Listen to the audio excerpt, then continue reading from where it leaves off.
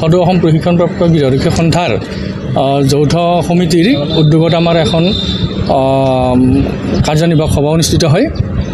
আজি আমি এই কাৰ্যনিৰ্বাহক সভাত আমি 4টাকৈ প্ৰস্তাৱ গ্ৰহণ কৰোঁ আৰু এই 4টা প্ৰস্তাৱ আমাৰ এনেকুৱা ধৰণৰ আছিলে যে আমাৰ চাকৰি নিয়মীয়াকৰণ, আমাৰ যিটো বৰ্তমান হোমগাৰ্ড ডেভেলপমেণ্ট ছফ্টৱেৰ ছিষ্টেম চলি আছে, সেই ছফ্টৱেৰ ছিষ্টেমটোত আমাৰ অসমত বৰ্তমান বহুত মানে বিসংগতিয়ে আমাক মানে আৱৰি আছে।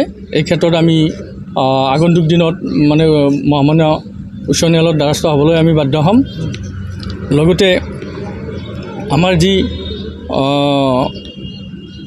মানে গৃহৰক্ষীৰ চাকৰিৰ কাৰ্যকাল 55 বছৰৰ ঠাইত আমাৰ 60 বছৰলৈ বৃদ্ধি।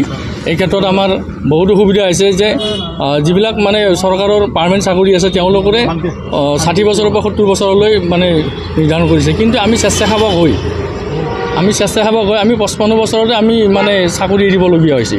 সেইকাৰণে আমি এই ক্ষেত্ৰত 55 বছৰৰ ঠাইত 60 বছৰলৈ বৃদ্ধিৰ ক্ষেত্ৰত আমি মহামান্য উচ্চ ন্যায়ালয়ত আমি গোচৰ ৰুজু কৰিবলৈ আমি আজি সভাই প্ৰস্তাৱ গ্ৰহণ কৰিছোঁ।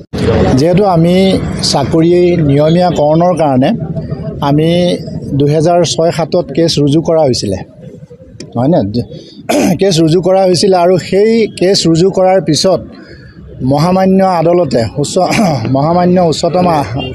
উচ্চ ন্যায়ালয়ে যে তেখেতসকলে সেই কেছৰ আধাৰত গৈ আমাৰ 2012 চনত আমাক ৰায়দান দিছিলে।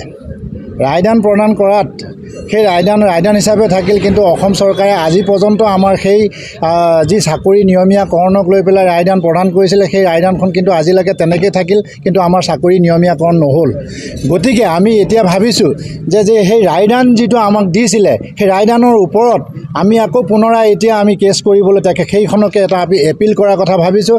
আপিল কৰাৰ লগতে আমি গোটেই এই বস্তুটো যদি তেখেতসকলে যদি আমাৰ ৰায়দান দিয়াৰ পাছতো যদি তেখেতসকলে দিব পৰা সক্ষম নাছিলে তেতিয়াহ'লে সেইটো দিয়াৰ কি যুক্তি আছিলে?